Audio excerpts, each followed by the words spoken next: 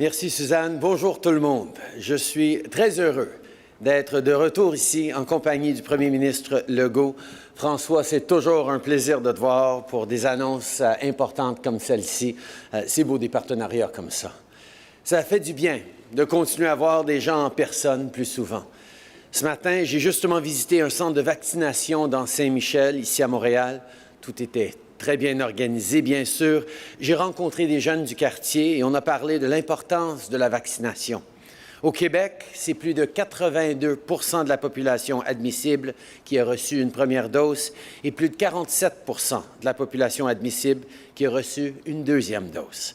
Merci à tout le monde pour cet incroyable effort, mais on le sait, il faut continuer de travailler ensemble. On ne lâche pas. On est en train d'arriver à la bonne place, mais ça prend encore l'implication de tout le monde. Je suis aussi très heureux d'être ici aujourd'hui avec les ministres Champagne et Joly, qui travaillent très fort pour le secteur aérospatial et pour nos régions. Et je veux saluer aussi le ministre québécois des Finances et le ministre de l'Économie et de l'Innovation, Éric Girard, ainsi que la présidente d'Aéro-Montréal, Suzanne Benoît, le président de la Chambre de commerce du Montréal métropolitain, Michel Leblanc, le président de l'AIAC, Mike Mueller, la présidente de Pratt & Whitney Canada, Maria Della Posta, le président de CAE, Marc Parent, et le président de Bell Textron Canada, Steve Lavoie. Merci à vous tous d'être ici aujourd'hui. Il y a 110 ans, un premier avion a été conçu au Québec par Percival Reid dans un garage de la rue Sainte-Catherine à Montréal. Depuis, les choses ont beaucoup changé dans le secteur aérospatial et sur la rue Sainte-Catherine, mais le désir d'explorer et d'innover, lui, est resté le même. C'est aussi une histoire de grande fierté. Grâce au savoir-faire d'ici, Montréal est l'un des 3 grands centres de l'aérospatial au monde. Le Québec est l'un des rares endroits capables de concevoir un avion de A à Z, en plus de le faire voler et de le certifier. Le modèle d'avion commercial le plus vert au monde, c'est bien l'Airbus A220, qui est un avion du Québec. Mais on doit continuer de solidifier notre place en tant que leader mondial en aérospatial. La compétition globale est féroce, à savoir qui va développer le prochain avion plus propre ou la prochaine technologie qui va révolutionner le secteur. Et bien sûr, quand on parle d'aérospatial, on parle aussi d'hélicoptères, de moteurs, de simulateurs de vol. Bref, on parle de tout un écosystème. Et pour nous, c'est très clair. L'avenir de l'aérospatial, c'est ici que ça se passe. Alors, on va se donner les bons outils pour y arriver. Aujourd'hui, je peux annoncer que le gouvernement fédéral va investir jusqu'à 440 millions de dollars pour soutenir des projets novateurs et pour créer des emplois dans l'industrie aérospatiale. Avec la contribution du gouvernement du Québec, c'est un investissement conjoint de jusqu'à 693 millions de dollars. Ce financement va permettre aux entreprises Bell Textron Canada, CAE et Pratt & Whitney Canada de continuer à innover et de percer de nouveaux marchés. Ces projets devraient créer et maintenir plus de 12 000 bons emplois payants, tout en offrant des stages coopératifs à plus de 6 200 étudiants. Today, we're investing to create good, well-paying jobs for our recovery. This investment will also secure the industry's long-term future in Canada by developing green aviation projects and more clean technologies.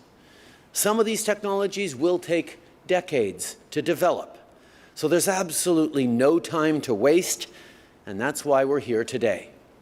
On sait que le secteur aérospatial a été durement touché par les conséquences de la pandémie. C'est le cas pour les grosses compagnies, mais aussi pour les plus petits joueurs. Au PME, je tiens à dire qu'on ne vous oublie pas. Vous êtes au cœur de nos communautés, vous êtes là pour les industries et pour nos régions, et on va être là pour vous. La force de l'écosystème canadien, c'est de pouvoir compter sur des entreprises qui cherchent à améliorer les appareils pour l'avenir, des fois des très petites entreprises qui ont une grande portée.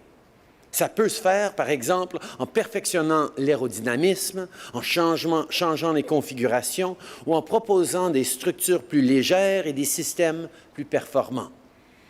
Aujourd'hui, donc, on lance l'initiative de relance régionale de l'aérospatiale pour aider les PME du secteur à être plus écologiques, plus productives et à augmenter leurs ventes. Cette initiative représente un investissement fédéral supplémentaire de 250 millions de dollars sur 3 ans, dont presque 100 millions de dollars au Québec. Et le programme est prêt à recevoir des demandes dès aujourd'hui. La ministre Joly va avoir plus de détails dans quelques instants, mais l'important, c'est que vous sachiez qu'on prend les grands moyens pour la relance, pour nos régions, pour nos PME et pour notre avenir. Today, we're launching the Aerospace Regional Recovery Initiative to support the recovery and the future of small and medium-sized firms in the sector right across the country. Whether it's projects to lower your carbon footprint or support for AI solutions to better manage your inventory, we're here to help your business innovate. And the program is ready to receive applications today. Je pense que le mot-clé d'aujourd'hui, c'est l'innovation. Chaque fois qu'on a vécu des moments difficiles dans notre pays, on s'est relevé, on a retroussé nos manches et on a continué à innover. Et c'est comme ça qu'on va sortir de cette crise, qu'on va s'assurer que notre relance soit forte pour tout le monde. Et je veux remercier à nouveau le premier ministre Legault et le gouvernement du Québec avec qui on a travaillé en très proche collaboration. François, je sais à quel point l'innovation et les nouvelles technologies font partie de ta vision pour le Québec.